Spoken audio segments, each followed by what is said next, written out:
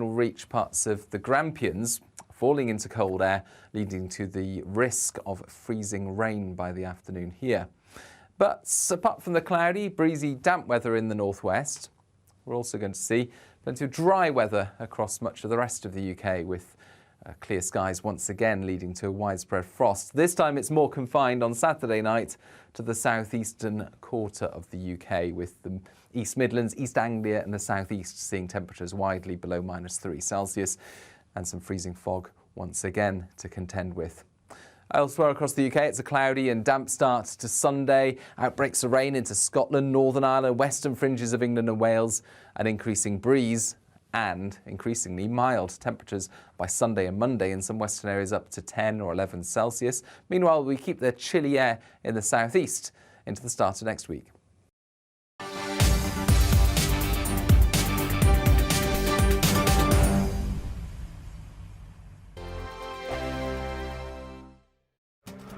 This year on GB News, we've got brand new members in the family. Join us. Across the entire United Kingdom, we cover the issues that matter to you. GB News will always stay honest, balanced and fair. We want to hear whatever is on your mind. And we don't talk down to you. The establishment had their chance. Now we're here to represent you. Britain's watching. Come join us on GB News, the People's Channel. Britain's news channel. Monday to Thursday, 9 p.m. till 11 p.m. Join me, Dan Wootton. I'll bring you the sharpest takes and hottest debates. Do you not believe in prisons? I don't believe in prisons. I'm completely stunned. I guarantee you there'll be no spin, no bias, no censorship. I actually was personally quite offended by it. And no reason to go to bed. So I guess they've always been quite woke. That's Dan Wootton tonight on TV, radio and online. Monday to Thursday from 9 p.m. till 11 p.m. on GB News. The People's Channel, Britain's news channel. We are GB News, and we'd like to say thank you to each and every one of you for bringing us your conversations, for helping our great nation find its voice. We are here for you on radio, television, and online, across England, Scotland, Wales, and Northern Ireland. It's not the BBC, you actually get your facts right. We are proud to be GB News, the People's Channel, Britain's news channel. I'm Mark White. As GB News Home and Security Editor, I cover those key issues that are so important to you. Our authorities, our communities doing all they can to combat violent crime. With the public services under unbearable strain, why are we still failing to control our borders? Defence, the first priority of any government, has been continually hollowed out. Can we trust our politicians to protect the armed forces? Join me, Mark White, on GB News.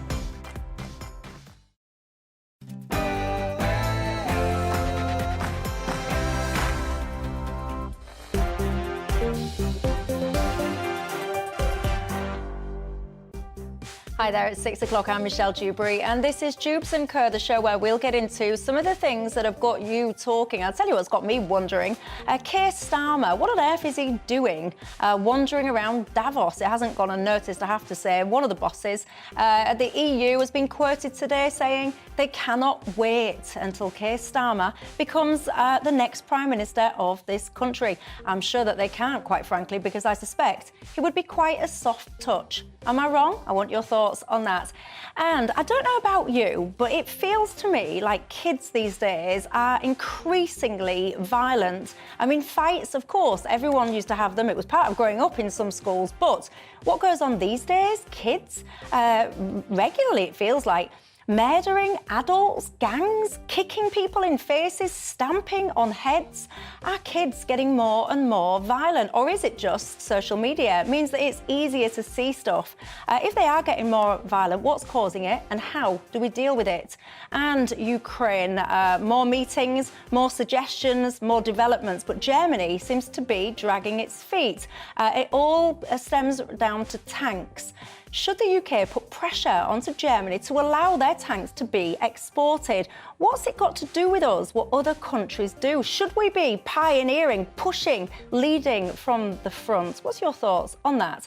And of all the things that, quite frankly, I think that people should have better things to think about, seatbelts across Rishi Sunak's chest is one of them. But so many people right now are obsessed. It's got its own hashtag, #BeltGate. The police are apparently looking into whether or not he's committed a crime. Give me a break. If you want to look into something, look into the criminal backlog that you've got on your books. Look into the outstanding issues that people in your area have. What is wrong with the police? Am I being harsh? You tell me. But first, let's get into tonight's latest headlines.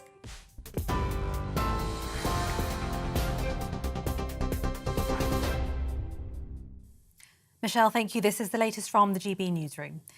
The NHS will see the biggest strike action ever in the industry next month as the Unite Union announced 10 further days of industrial action by ambulance workers in the coming weeks. They joined 10,000 ambulance staff with the GMB Union along with the Royal College of Nursing in joint action on the 6th of February. The workers across England, Wales and Northern Ireland are walking out in a long-running dispute over pay and staffing. Downing Street says it's disappointed, but they're open to further discussions. Ukraine's Volodymyr Zelensky has been holding talks with 50 Western nations in Germany today to garner further support in their fight against Russia. Kyiv have requested 300 tanks. The US announced a further £2 billion worth of support for Ukraine, while the UK has said it will provide 14 Challenger tanks. Meanwhile, Germany have yet to make a decision on whether they will send tanks to the war-torn country. The US Defence Secretary Lloyd Austin commended the UK for agreeing to supply those tanks. All of today's announcements are direct results of our work at the Contact Group. And these important new commitments demonstrate the ongoing resolve of our allies and partners to help Ukraine defend itself. Because this isn't just about Ukraine's security, it's also about European security, and it's about global security. A new report into England's fire and rescue services says reforms are needed as a matter of urgency. The watchdog says just 2 of the 6 recommendations made by the Chief Inspectorate have been fulfilled. In an annual report, the Chief Inspector, Andy Cook, says he's frustrated at the lack of progress made since inspection started in 2018. But the Chief Fire Officer at Leicester Fire and Rescue, Callum Faint, says he's confident the force is improving. A really good report for us. It shows the advancements we've made over the last 3 years. Whilst we accept the feedback from the previous report, we were slightly disappointed in it, and we as a service have responded as a whole. Leicestershire Fire and Rescue Service is the 4th best at delivering the sheer number of home fire safety checks. What we have got a little bit of work to do is the number of referrals coming in from our partners is incredibly high, and we need to make sure we get the right amount of resources to address those home fire safety checks. And I'm really confident by the time of the next inspection we will be at a good level across the board of all areas that are assessed by HMI-CRFS. The Met Police Commissioner, Sir Mark Rowley, has promised a thorough review of the force's culture and standards in an effort to root out corrupt officers such as former officer David Carrick. Mr Rowley said the next 2 years are critical to achieving our goals, including assurances such as investing in diversity to become an anti-racist organisation. It comes as the National Police Chiefs Council are urging police chiefs across England and Wales to have all officers checked against national databases by the end of March. The Home Office says survivors of rape are having significant amounts of their personal records unnecessarily requested by police during investigations. In some cases, records have been used to test the credibility of survivors, which ministers describe as invasive. The government's vowed to change the law to better protect victims, speed up inquiries and restore confidence in the criminal justice system. MP Sarah Dine says these record requests are often irrelevant to the inquiry. Quite often that's people like schools, educational records, even at times counselling records And these organisations take a long time to respond. It undermines the trust of the rape victim in the process. And as time goes on, sometimes they fall away from the process altogether. No, we don't want that. We want to rebuild trust to make sure that every rape victim is treated fairly and gets to a fair trial in a decent amount of time. Controversial influencer Andrew Tate and his brother Tristan will remain in custody for a further 30 days until the 27th of February after a court in Romania has extended their police detention. The pair are being investigated over allegations of sexual assault and exploitation. A judge says they've decided they'll remain in prison for longer while police continue to investigate. The self-proclaimed misogynist was arrested in Bucharest on the 29th of December. TV, online and DAB Plus radio. This is GB News. Now it's over to Dewbs & Co.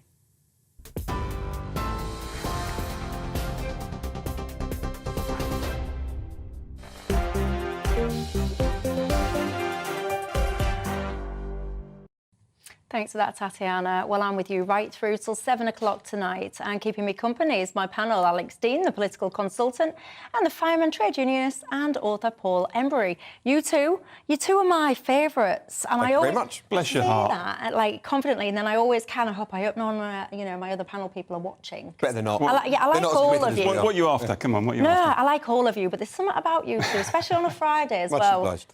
You are two of my favourites.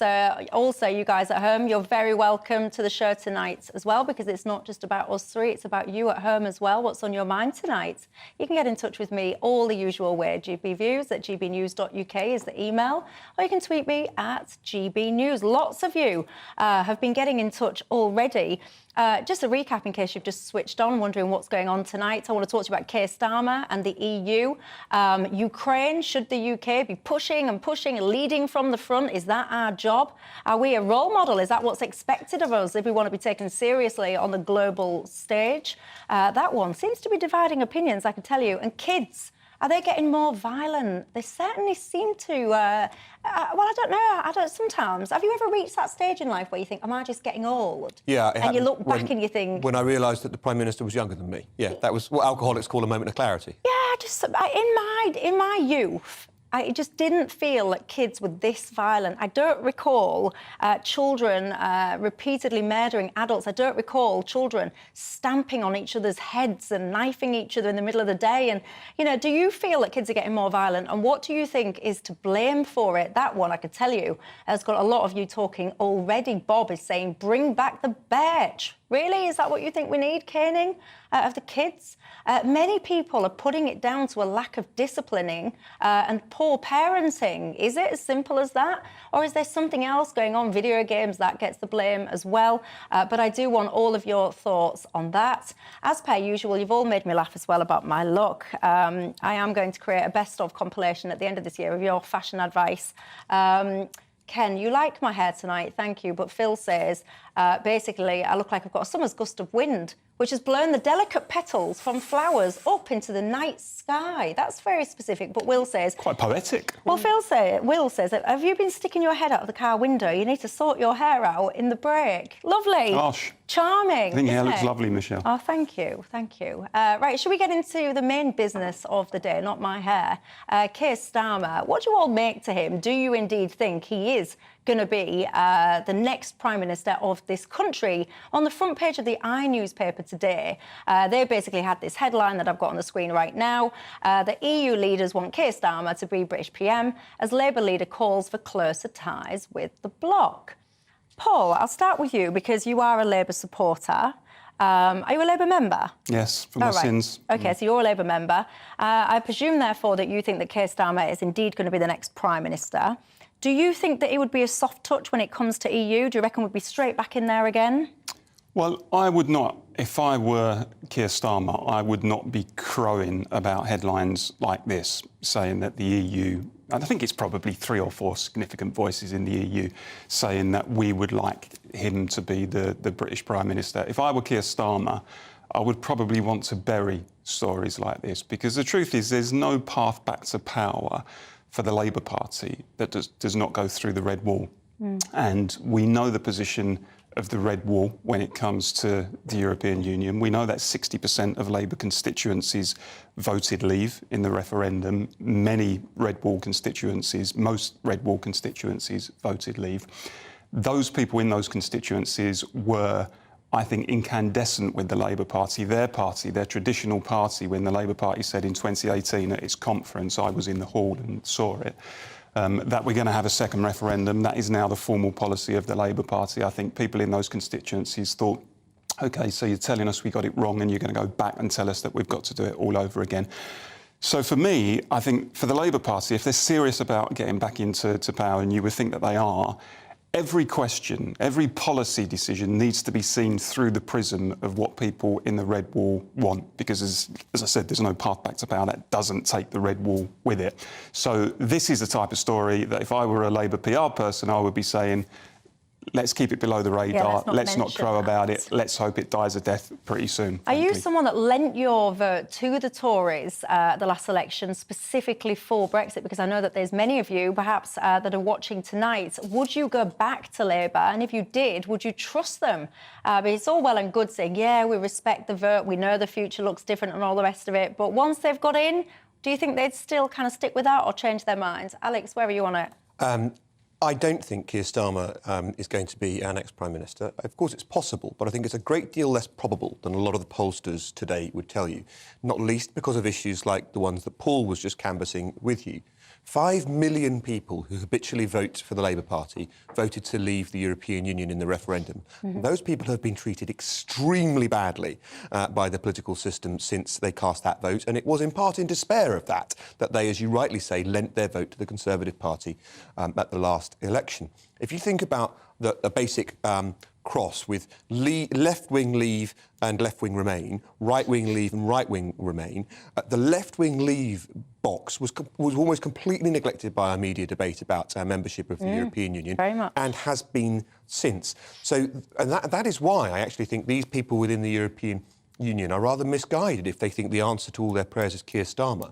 Because Starmer is trying hard to woo those people back into the Labour Party. If he's going to win a majority in the next election, he needs them back in the Labour trenches. And that is why Keir Starmer today slapped down Sadiq Khan, who suggested that it might be a pragmatic case for looking again at the UK rejoining the European single market.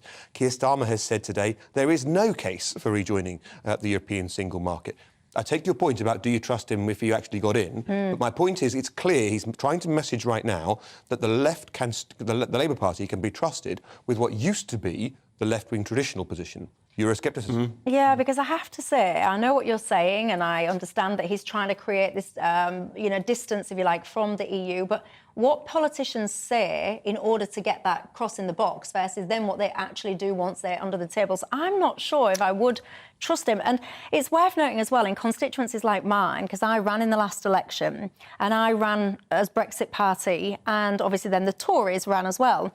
And inadvertently, and I have to say it's something I regret now, we split the Brexit vote. So what happened was the Labour candidate got into that seat, and it wasn't just my seat, it happened in a few different places. But more people actively voted against them than voted for them, but we split the Brexit vote. I mean, I find it incredible how the Tory party have squandered the legacy of the 2019 general election so quickly. I mean, we saw a very fundamental realignment of British politics take place at that election. People who had voted Labour and constituencies that had voted Labour since time immemorial, you know, the Great Grimsbys, the Wakefields, Don Valley, places like that, suddenly voting Conservative. This had never happened before, and they did it because the Conservatives had got the messaging right around, you know, getting Brexit done and levelling up. We're not going to be a Thatcherite type of government, roll back the frontiers of the state, get government out of your life. We're actually going to be an interventionist government. We're going to help regenerate your area, bring jobs to your communities and so on.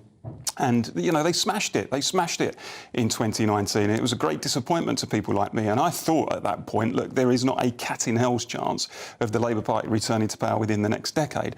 And the fact that the Tories have squandered that so quickly is phenomenal. I likened it to a lottery winner finds himself a millionaire and then just squanders the money within a couple of years and is now completely bankrupt. That's essentially where the Tories are electorally. Do you think they've squandered? Do you agree what he's saying? It's very hard to resist the basic premise that this is not the outcome you expect from an 80-seat majority election win. One can offer some explanations, not least the coronavirus epidemic and the lockdowns that came about after, but they may not be regarded by hindsight as particularly justifiable excuses. And the Conservative Party, moreover, has violently removed its last 3 prime ministers. You know, so if you're thinking about the way in which these things have fallen out, with all due respect to the Labour Party, which Paul is a member, the greatest threat to a Tory Prime Minister isn't the opposition, it's members of his own party on current, his or her own party on current performance. So there is that too in the mix. But I just wanted to, despite all of that, to say one more thing about why I think that the odds are somewhat more against Starmer than current thinking might suggest. In the end, in part, it's because of the first past the post system that you were just talking about when you were talking with Paul. Brexit splitting things one way. Well, on the other hand, Labour's got to try and come back at once in the north, where it lost a lot of seats, and to make the kinds of gains in the south that they haven't made since Blair. Now, the point about when I was north and south of England, the point about Tony Blair is that he was a transformative, visionary candidate for the prime ministership. You can argue about what he did in office, but he was a kind of inspiring leader. That is not Keir Starmer. Starmer is much more in that kind of John Smith of blessed memory, one more heave. One more heave may succeed, but it ain't the kind of transformative platform that people want. And I take your point that there's no... And I certainly don't think it's nailed on that Starmer is going to win and that the Labour Party are going to win the next election. I mean, they are streets ahead in the polls at the moment, largely because the Conservatives are having such an appalling time and have been tearing themselves apart. But I mean, I always remind people, let's not forget that before the 1983 election, Michael Foot, of all people, was miles ahead of Margaret Thatcher in the polls. And, you know, we know what happened at the 1983 election. The Labour Party got annihilated. So I counsel people within the Labour movement, look, if you think all we've got to do is stay quiet and we're on a path to number 10... Yeah, you need to think again. That's right, and I'll give you another one from a government that have been in for a long time, which might be a useful comparison given how long the Conservative Party's been in office. In 1992, everyone in the run-up to the polls expected Labour to win outright, and if you were betting after that, you'd have said a hung Parliament. Not the Conservative majority we got afterwards.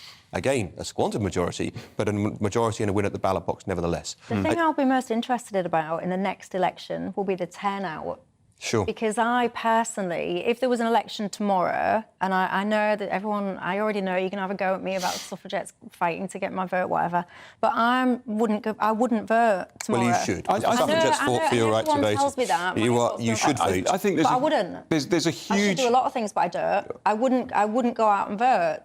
I wouldn't. I mean, and I have to say, by the way, I don't condemn... I'm not one of these people who does say, look, you know, people fought and died for the vote, therefore you should exercise it. I do think democracy is a good thing. I do think it's healthy. However, if you're presented with a list of options, none of which you particularly like, I don't think you should feel compelled into voting. But that's why I'm a Democrat and I believe in freedom. I'm in some ways a libertarian. But I would have compulsory voting with the condition that you have a box that says none of the above. But what would you should be able to say none of the above, or spoil your ballot, of course. What would be the penalty under your compulsory voting? What would you do to me? In theory, it doesn't matter, but a penny fine. I don't care. The point is that you should go. They have it in Australia, don't they? But I think ultimately, I mean, I'm not a supporter of compulsory voting. I think as a political party, if you're serious about forming a government and running the country, you need to be able to persuade people to go into a ballot box of their own volition, to go into a polling booth, I should say, and put a vote on a piece of paper and stick it in the ballot box. And if you can't do that, then I don't think... Then we don't have a government? Well, no. Sometimes it's the job of the electorate to choose the least worst option. Well, look, we'll never be in a position where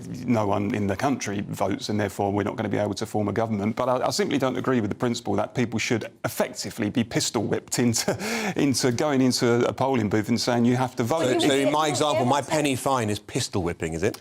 I mean, I love the rhetoric, Paul, but that's pistol whipping somebody. Come on, it becomes meaningless, doesn't it? If all you're going to do is levy a penny fine on somebody, then most people are going to go, well, stuff it, I'm not going to bother anyway. It is about a moral message. It's about the moral case from the state, and the state still has a role for morals, isn't it? It would be tokenism. It wouldn't have any. That's the point. That's why I said a penny. Yes, tokenist politics. I'm about serious politics. You can come out with all the, it's compulsory to vote.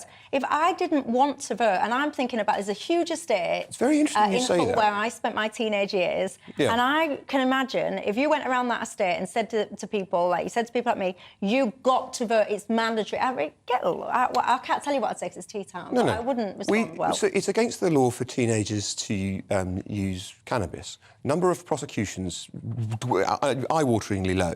Nevertheless, for some people, you may think it's naive, but it is true. Some people, the fact that it is the law and they don't want to break it means something to them. We have an age of consent, and we have criminalise people for not voting. No, it doesn't have to. It can be a civil penalty. I'm trying to make the point that the moral message from the state is useful, and you guys can make it as extreme as you want. Yes, Alex is really arguing that everyone has to have their head cut off if they don't vote when he says he's going to give them a penny fine. I mean, I haven't say I'm trying to make even you wouldn't go that far with your right-wing politics, I don't Alex. think this is particularly right-wing, actually. The Tory party might lose wildly under these policies. So, actually, low turnouts might suit my point of view as a pundit and as a political partisan. So, actually, I don't think it's to do with my right-wing views at all. It's about my belief in democracy. But my point was, you can try and portray these positions or perspectives as wildly differently to your own as possible. In the end, it's useful for politicians to be able to say that people genuinely voted in the elections that produced them into office. Well, you know what? If a politician wants to compel the electorate to go out and vote, rather than doing it through a law or a rule or a whatever, why don't they do it from being actually quite good at what they do, engaging, compelling, and making a difference? And I said that sometimes it's the job of the electorate to choose the least worst option. Well, don't wash with me. Does it wash with you? Are you someone that's in my camp that wouldn't vote?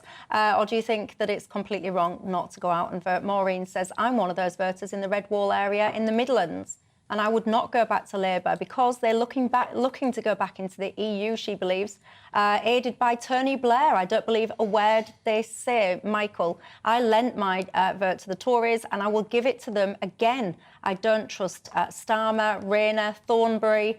They are too deep-rooted in the old Labour. Paul, I've voted Labour all my life, but vote Conservative because I supported Brexit. I will never, in capital, so you know means it, I will never vote Labour again because they tried to subvert the democratic process of this country. Simply, they cannot be trusted. But is that, so because they did, let me play devil's advocate, because they did try and undermine, if you like, the Brexit vote, is that it? Have you got one chance and that's it? Or really, is there nothing that they could do to prove to you that they're trustworthy? Let me know. GBviews at gbnews.uk. Going to take a quick break. When I come back, I'll have some of your thoughts on that last topic. But I'm also pondering, do you think that kids, young people, are becoming more violent? If so, why and how do we fix it? I'll see you in 2.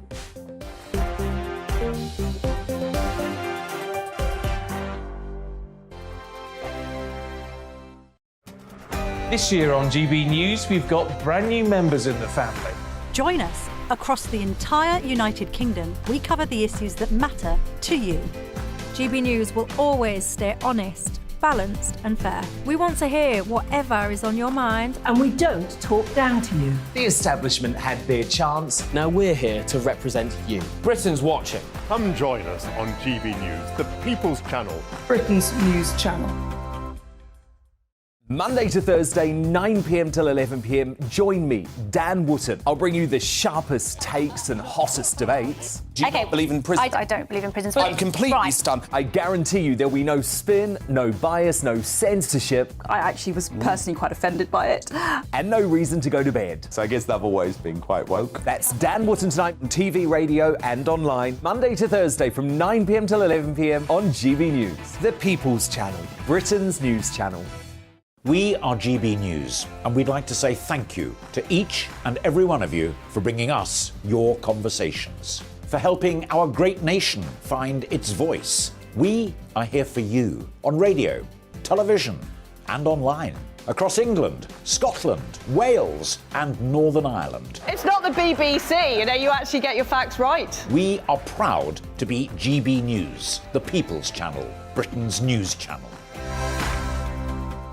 I'm Mark White. As GB News Home and Security Editor, I cover those key issues that are so important to you. Our authorities, our communities doing all they can to combat violent crime. With the public services under unbearable strain, why are we still failing to control our borders? Defence, the first priority of any government, has been continually hollowed out. Can we trust our politicians to protect the armed forces? Join me, Mark White, on GB News.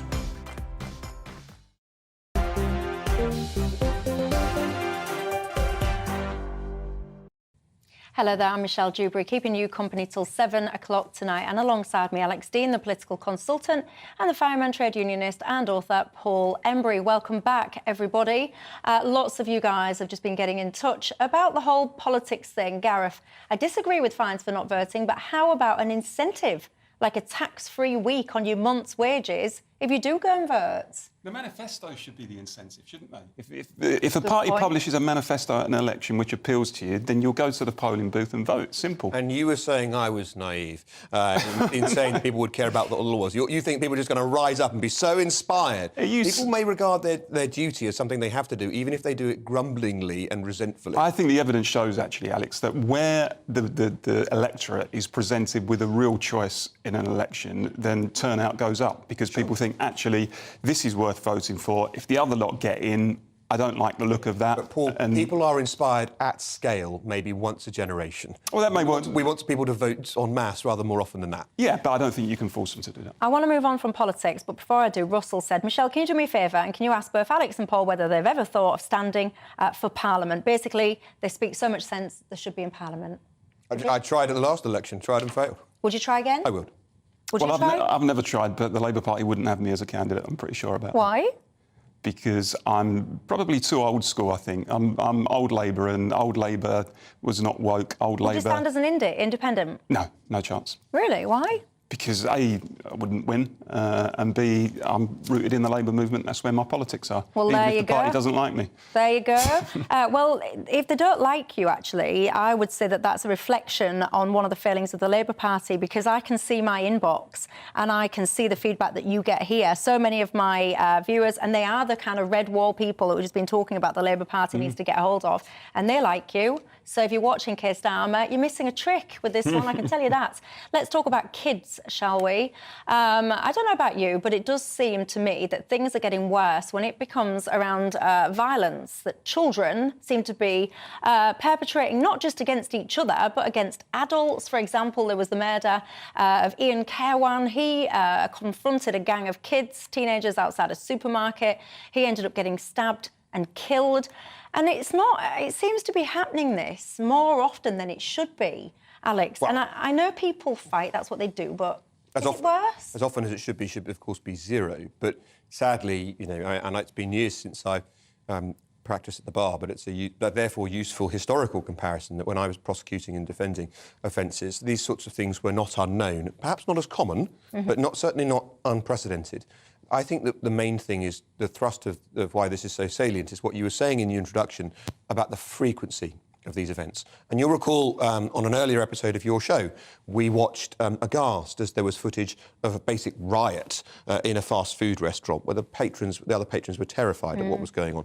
I saw yesterday and today footage of one young woman in a school punching another to the ground and then repeatedly kicking her victim in the head. In Scotland. In Scotland. Yeah. And these kinds of things, sadly, are happening more and more often. And the severity, I think, has also escalated. So whilst it's not, people have carried what in the law people call bladed articles, knives, for a long, long time, obviously. This poor man, Ian Kerwan, who was trying to remonstrate with children, boys who are misbehaving, where once he might have been mocked, where once he might have been slapped or punched, he is instead stabbed because somebody took a knife with them from Birmingham to Redditch to go and make trouble for people who lived there and were shopping there. And so it seems to me that we're getting something wrong. I don't think what we're getting wrong is sentencing policy. We're sentencing people for longer, and we're sentencing people who've been committed to these kinds of offences more frequently. So I don't think it's that. I think that we're not sending the message to people that they're going to get caught in the first place, or that they're going to be punished in the first place. The supermarket murder that we're talking about at the moment, just so everyone's aware, a 15-year-old has been found guilty of murdering an engineer. Jurors cleared 3 of the other youths. 2 were 14 years old, 1 was 16. He basically found them guilty of violent disorder. In this case, it was said that the chap was an unfortunate member of the public in the wrong place at the wrong time. This was just a fella going to a shop. That's not the wrong place. You know, there shouldn't be such a thing as, oh, you better not do that, you better not go there because you're heading for a kick-in. I mean, come on. And I think the danger is that actually we become inured to it. I mean, once upon a time, I think these sorts of stories, a 14, 15-year-old stabbing a grown man in his 40s or 50s or whatever, I think would have been... There would have been a huge national debate on that once upon a time. I think it would have been front-page news, it would have been all over the broadcast media, and the story would have run and run for days. I think now when something like that happens, there is a bit of a debate, there is a bit of an outcry, and then the bandwagon moves on and people forget about it until the next one comes along in a week's time or in 2 weeks' time. I mean, it's easy to kind of be moralistic about these sorts of questions, but I don't necessarily think that's a bad thing sometimes, because I think the frequency of these types of incidents where teenagers, 14, 15-year-olds, are getting involved in such serious crimes, murder, the frequency is much more than I think it was once upon a time. I think it's partly a moral question. I think there has been a breaking down of the universal moral code. I think that once existed in this country, and I think partly that's as a result of the breakdown of family. I think it's partly as a result of the breakdown of a sense of community and a sense of belonging. I think we live in a much more sort of fragmented and atomised world now, where people don't have that socialisation, they don't feel that sense of obligation, that sense of duty to their neighbour, think they can go out and act as they like. I think it's partly a police question as well, actually. I think the general ineffectiveness of the fact that the police have abandoned the streets, there isn't the kind of intelligence-led community policing that there was once upon a time. I think all of those factors have resulted in a situation where we've almost now as a society accepted, well, this is custom and practice now, so we might as well just become used to it. And I think that's tragic. A theme that's coming through on my inbox is the word discipline. And so many people, I read out that one at the start where someone's bring back the birch, whatever. There seems to be a sense, certainly in my inbox, that discipline has just crumbled, and that is what's gone wrong. There's something at the heart of society that is awry, isn't there, when children kill like this? And it goes, I think, beyond the fact that they are encouraged, perhaps, by the culture around them to posture and to think that they can do whatever they like. See, heroes held up in television and cinema do things without consequences for themselves. You know, we have this notion of invincibility in so many of the central characters of the arts, and perhaps that's a little to do with it. But I think, moreover, discipline is something that has been eroded for at least 20 years. So Tony Blair said to Michael Howard across the dispatch box, when you and I were at school, if you got in trouble at school, you got in trouble at home. And that's not true anymore, which is ironic given that Blair did so much to undermine the values that brought us to that point. But he was nevertheless, as so often with Blair, who could be a wonderful hypocrite, speaks with a forked tongue, but have some real truth to him. That was right. And that idea that if you were in trouble at school once, you'd be afraid to go home and tell your parents and think, well, if you got something that wrong, you were in trouble with me as well. And I think as well, we need to start having an honest debate in this country about the impact of fatherless families, about the fact that there are so many homes and so many youngsters are being brought up without that male influence, without that father figure in the home. And I've no doubt, and I think the evidence shows it actually, that where that is the case, the child is more likely to turn to crime, to fall into taking drugs and things like that. And every time a politician kind of approaches that issue and tries to begin a debate, all of a sudden, the hyper-progressive elite in this country say, no, we're not allowed to discuss those sorts of things because what you're doing is you're stigmatising single-parent families. Somebody like David Lammy, for example, Labour MP for Tottenham, spoke about the impact in his own constituency of fatherless families, particularly from the black community, and the impact that has on the children.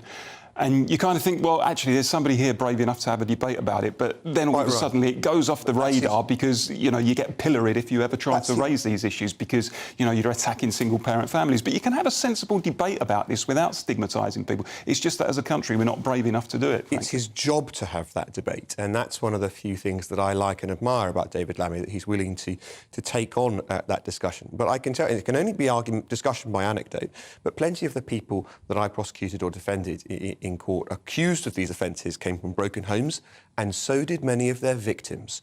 And that's part of the point, because this happens at that level for the victims as well as those doing it. Yeah, it does. But also, too many people use, you know, or my dad's left or whatever as an excuse sometimes to be wrong. Because there's plenty of people from broken homes that are decent, law-abiding people. Paul wasn't offering it as an excuse. He was seeking to offer it as a potential partial explanation. Well, Thank you, Alex. I'll give you that. I'll give you that then. Ron says, Michelle, kids getting violent. Are you kidding? Clearly, none of you lot are old enough to remember the teddy boys, the mods and rockers and skinheads. Today's kids are, on the whole, law-abiding. It's just a few idiots that hit the headlines. I would be very interested to see the murder rates where the perpetrator has been a teenager, you know, 14, 15, 16 years of age now, compared to the days of the teddy boys and the mods and rockers in the 60s and whatever. I suspect that the rate now is much higher than it was, even factoring in the fact that we have much more advanced medicine now, where, you know, if somebody's stabbed, a paramedic has got much more chance of saving that person's life than, you know, somebody would have had in the 60s. Well, there you go. Let me know your thoughts.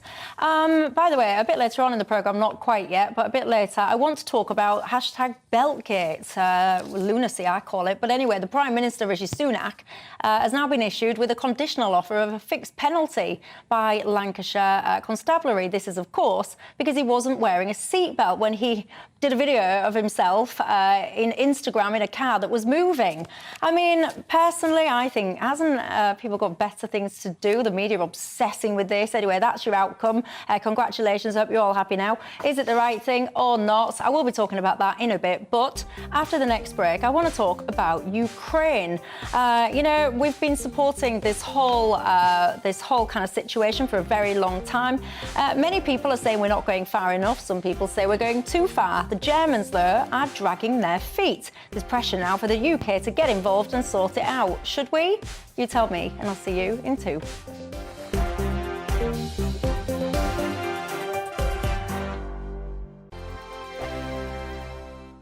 Monday to Thursday nights on GB News. At 6, it's Dewbs & Co. 7 o'clock, Farage. At 8, join Mark Stein. And at 9, Dan Wootton Tonight, followed by Headliners. On TV, radio and online. This is GB News. We are GB News, the People's Channel. Why not take us home with you by visiting the GB News shop at gbnews.store. You'll find all the official merchandise, a really good present actually for yourself, your friends or your family. We ship across the UK mainland at no extra cost. GB News, the People's Channel.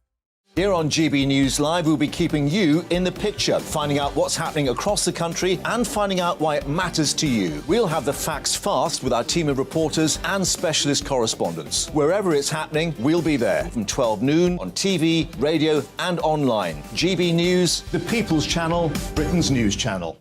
Monday to Thursday on GB News, it's Bev Turner Today from 10 a.m. We're going to be here for you, our GB News family, to keep you up to date, but also make you smile. The guy went from puberty to adultery. And I can't wait to bring a few of my own opinions. I have no time for cultural totalitarianism. We'll engage in passionate, but always polite debate, with your thoughts and opinions at the centre of it all. Only on GB News, the People's Channel, Britain's news channel. Hi there, it's Stephen and Anne. At breakfast from 6 a.m, you'll always be caught up with everything you need to know, the latest headlines, opinions and debates. We'll bring you the good news and the bad, but most of all, we're here for you. Remember, send in your views and let us know what you would like us to talk about. That's because we're your news channel. And every morning at 6 a.m, it's breakfast on GB News.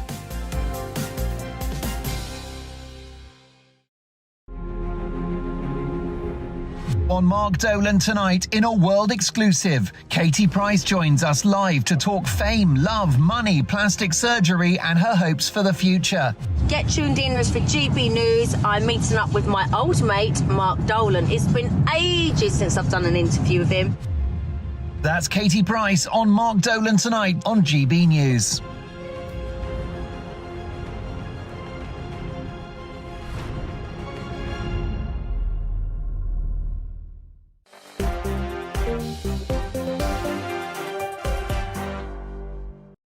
Hello there, welcome back to Dewbs & Co with me, Michelle Dewberry, right through till 7 o'clock alongside me, Alex Dean, the political consultant and the fireman, trade unionist and author. You many things, Paul Embry. Many strings to my bow, Michelle. Very popular you are on this panel tonight, so I've just been reading some of your compliments to him in the break. Did it make you blush? No, I don't think I'm past blushing. Oh, I'm so used to it. He's loving, he's appreciating your comments, I can tell you. Anyway, shall we get into Ukraine? NATO leaders have gotten together to send more weapons to Ukraine, and they're putting pressure on Germany to allow its tanks to go to the front line as well. But so far, the Germans are holding off, basically, agreeing for their tanks to be exported. Alex, I'll pick up with you first on this. Many people are saying Britain should do more, put pressure on Germany, lead from the front. Should we? Well, we're already sending, so yes, and indeed we have used the kind of flexibility and the approach that an independent and sovereign nation has to do a great deal to support Ukraine, and that's reflected by the popularity of our last Prime Minister in Ukraine and by the standing of British reputation amongst Ukrainians. But put that to one side, we are already sending tanks to Ukraine. They may not be as many as we might like. We may wish we had manufactured more, but that's where we are. The point about the German position is interesting. It's that the Leopard 2 that they are holding back, it's not actually that they're all in Germany. They've already been sold off to various different other countries like Poland and Finland, who want to send these devices to Ukraine to try and let the Ukrainians help themselves to fight off the aggressor that has invaded them wantonly in their own country. Germany is saying no, because if you export something to somebody, you may, depending on the contract, have the ability to control in the licence onward exports of those devices. And that's what the Germans are doing. When at the beginning of this conflict, after Russia invaded Ukraine, we British, attempting to support the Ukrainians, had to fly sorties of materiel around German airspace over Denmark to get to Ukraine. I thought, how can the Germans get any lower than this? Those who were responsible for that, I talked to a couple of people in the logistics operation who said it's a non-trivial difference to try and have to fly around Germany to get to Ukraine. It meant you could take less and it took longer, and that meant a real difference in how much we could support Ukraine. Here again is Germany holding up the ability of the West to support those in Ukraine who've been invaded. Well, I thought that earlier today I saw Con Coghlan being interviewed on Nana's show, and he was pointing out that the Germans have a very long-standing relationship with the Russians and that they may wish to repair it. It may be that. Perhaps there are doves within the German community who think that by allowing these things to be sent to Ukraine, it would encourage further conflict and encourage the perception that it's NATO against Russia. There may be some of that too. But the motives can be debated. The outcome is not. They are significantly harming Ukraine's ability to defend itself, and I hope they change their mind quickly. Do you agree, Paul Embry?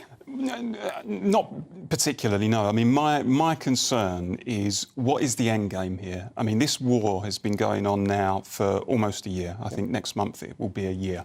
I've been hearing for the last 11 months the Russians are going to lose the war, and they're going to lose it sometime soon. It doesn't seem to me that that has come to fruition. Now, let me establish immediately, I think Putin's invasion was completely wrong. I deplore it unequivocally.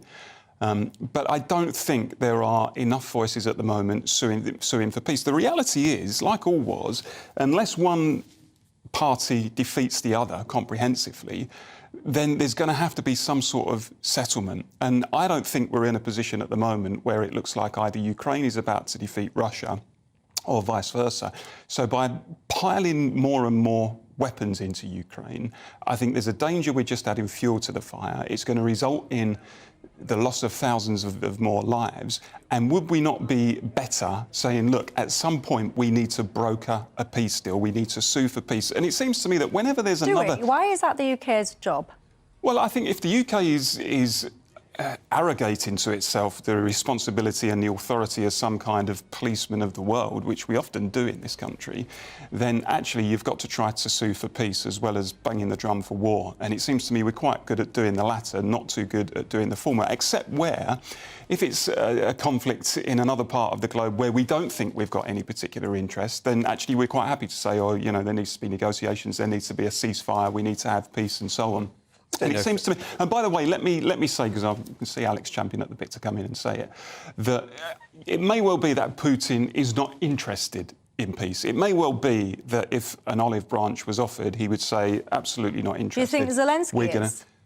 I think actually there's evidence to say over the last year that on the occasions where he has attempted to offer an olive branch, he's quickly been put back in his box by Western powers, and, you know, it was pretty obvious that he wasn't prepared to do that again. But I think there's evidence to say that he was prepared, certainly at one point, to sue for peace. Now, you know, at the end of the day, we're all in the business of wanting to save lives, and it may well be, as I said, that Putin isn't prepared to accept the olive branch, in which case, so be it, then the war continues. But at least, for goodness sake, at least let's offer it and see if we can broker some words sort to of peace. Alex? Well, it seems to me Britain's got a pretty honourable record on these things, whether it be a guarantor power in Cyprus, Come on, Alex, Iraq, post-war Europe, and so forth. But you know, I suppose for some Iraq, you'll always want to look Libya. at. I'm very proud of Britain's legacy in the Middle East, and certainly I think we did the right thing in Iraq. And if you prefer Saddam Hussein, that would be a very surprising note on which You're in a very small group of people if you think the Iraq War was. And I accept that doesn't by itself make you wrong, but correct. I'll tell you what that makes for a very interesting discussion that I'm going to make a note to self to have maybe the next time you two are on together. But for now, we'll keep Iraq out of it. Claire's on Ukraine. Yeah, I think that it's not up to Britain alone. Of course, it'll be in coordination with our American allies first and foremost, but other allies around the world who see Russia's actions as so thoroughly wrong. But I think Paul may be wrong on the battlefield as well as in principle when he says there's no suggestion that Russia is going to lose. If they continue churning through their armour in the way that they have done, and the way they go churning through their trained soldiers in the way that they have done, pretty quickly you'll find that taking on the rest of the world, even as a byproduct through invading Ukraine, isn't such a good idea. Well, let me know your thoughts. Going to take a quick break. When I come back, the world's gone mad. We see witch hunts all the time now, don't we, about politicians? I wouldn't even mind if they were about decent things, but they're not. It's lunacy. The last one was all about bits of cake. This one is all about seatbelts. Well done, everyone, because you've succeeded. The Prime Minister has been issued with a fixed penalty notice for not wearing his seatbelt. Do you celebrate that? You sit at home going, yes, we got him. Or do you think, get on with solving other crimes and do what you're supposed to be doing, the police? This was all a waste of time. What says you? Tell me and I'll see you in 2.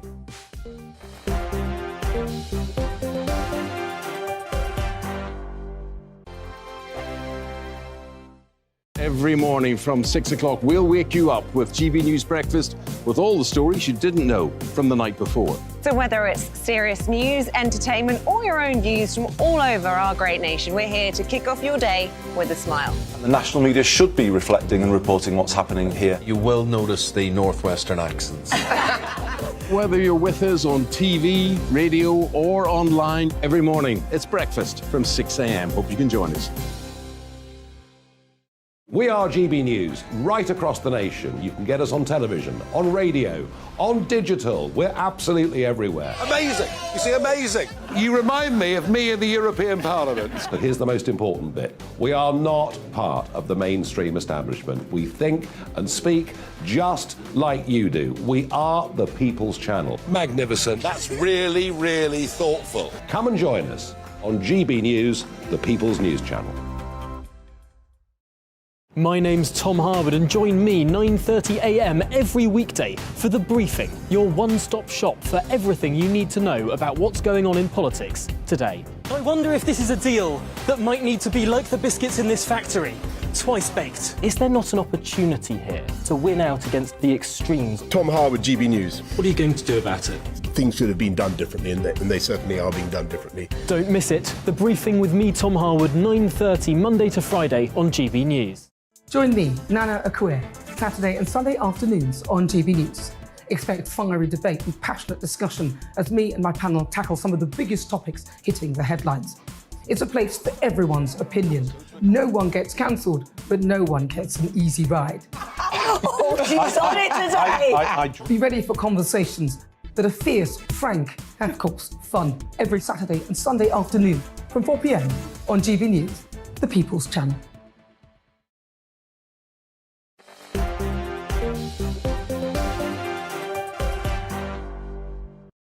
Hi there, welcome back. I'm Michelle Dewbs with you till 7. Alongside me, Alex Dean, the political consultant, and the fireman, trade unionist, and author Paul Embry. One of these days, I'll add semi-pro Prince Harry lookalike to that list as well.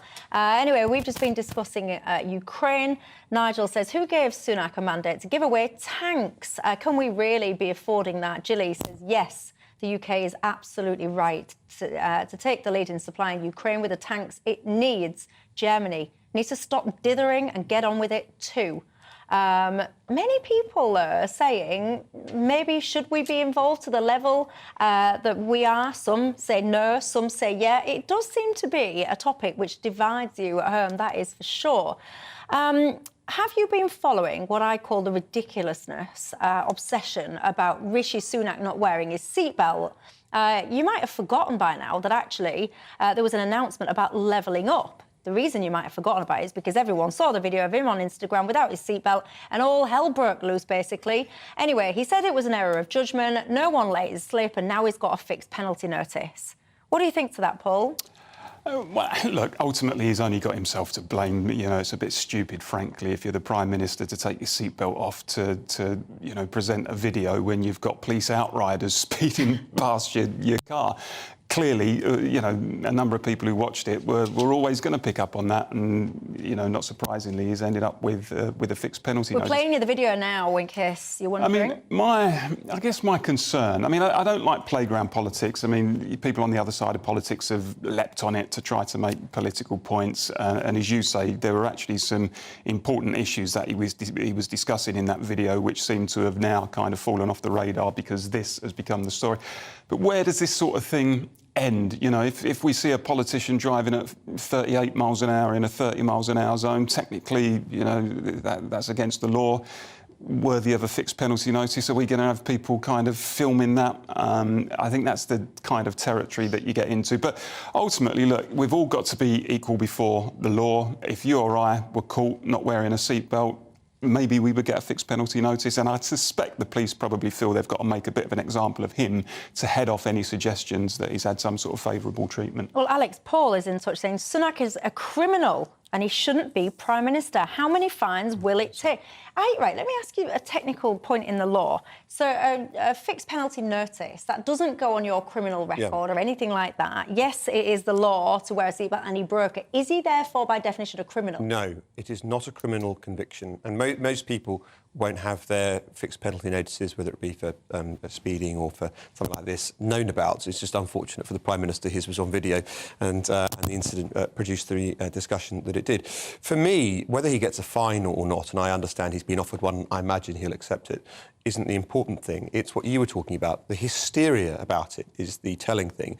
And his media critics, and I specifically mean media, Paul was talking about people on the other side of politics making hay about it. That's to be expected. What I'm talking about is the complete lack of any sense of proportion shown by people discussing this in the media.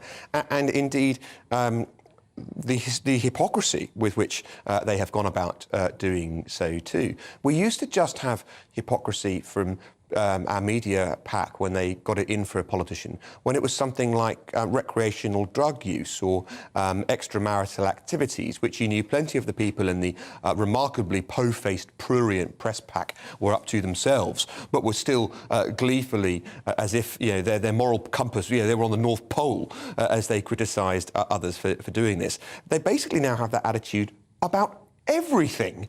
So someone doesn't wear a seatbelt, you know, hang him for his bad verses.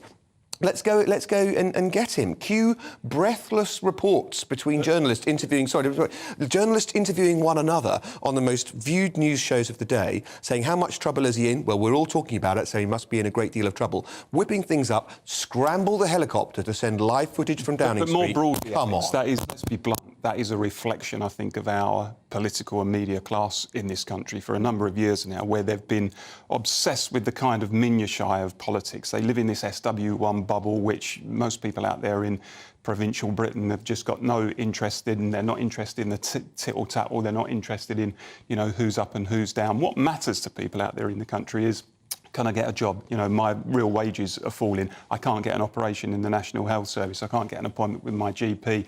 You know, there's burglaries taking place locally and I'm worried about crime. Those are the sorts of things I think that matter to people. And for as long as our political and media class obsess with the small things, then frankly, we're going to have this huge disconnect in this country that led to things like Brexit, the 2019 general election and all sorts of other kind of eruptions. Yeah, and the shame of it all was, by the way, that actually there was decent announcements or interesting announcements about levelling up that he was trying to make that most people will have forgotten about now and can just remember the seatbelt, and that is the level of politics that we are in. And you talk about the media, by the way, I will never forget the lunacy of journalists that have been caught breaking the COVID rules, whipping themselves into a frenzy, reporting about other people doing exactly the same thing, and how they was able to do that with a straight face is beyond me. Jeff says, I hope the driver got a fixed penalty notice as well, because he's responsible for his passengers. No, actually, I think if it's an adult, you're not. The driver's only responsible. I think it's for kids up to the age of 14. I know, yes, can you imagine? Don't start that. Don't make that the second campaign. Goodness gracious me, I don't think I could cope with it. I personally think that the police have better things to do. Anyway, I'll tell you what I've got to do now. Go out. It's the weekend. So with that, I shall bid you farewell. Gentlemen, thank you. I've enjoyed it. Thank you guys at home. Have yourselves a fantastic weekend, whatever you're doing, and I will see you on Monday. Hello. It was a beautiful day out there on Friday, and it's going to stay that way into the weekend for England and Wales. Milder conditions, though, in the far west, spreading into parts of Scotland and Northern Ireland during the evening, accompanied by wet and windy weather as well. Meanwhile, for much of the UK as we head into Friday evening, it's clear skies and light winds, temperatures soon falling below freezing widely, and by the end of the night, -3, -4 Celsius across much of the UK, -7 to -10 degrees over some parts of snow-covered northern England and northeast Scotland. Freezing fog patches around first thing as well, from the Vale of York into the Midlands, Welsh Marches, southwest England. They'll be slow to clear, could cause some issues on the roads first thing. But a completely different story for western Scotland and for Northern Ireland. Here, cloud and rain will have been increasing through the night, and a strengthening wind with gales around western coast of Scotland and the Northern Isles by the afternoon, along with those outbreaks of rain. Those outbreaks of rain will reach parts of the Grampians, falling into cold air, leading to the risk of freezing rain by the afternoon here. But apart from the cloudy, breezy, damp weather in the northwest, we're also going to see plenty of dry weather across much of the rest of the UK, with clear skies once again leading to widespread frost. This time it's more confined on Saturday night to the southeastern quarter of the UK, with the East Midlands, East Anglia and the southeast seeing temperatures widely below -3 Celsius, and some freezing fog once again to contend with. Elsewhere across the UK, it's a cloudy and damp start to Sunday. Outbreaks of rain into Scotland, Northern Ireland, western fringes of England and Wales, an increasing breeze and increasingly mild temperatures by Sunday and Monday in some western areas up to 10 or 11 Celsius. Meanwhile, we keep the chilly air in the southeast into the start of next week.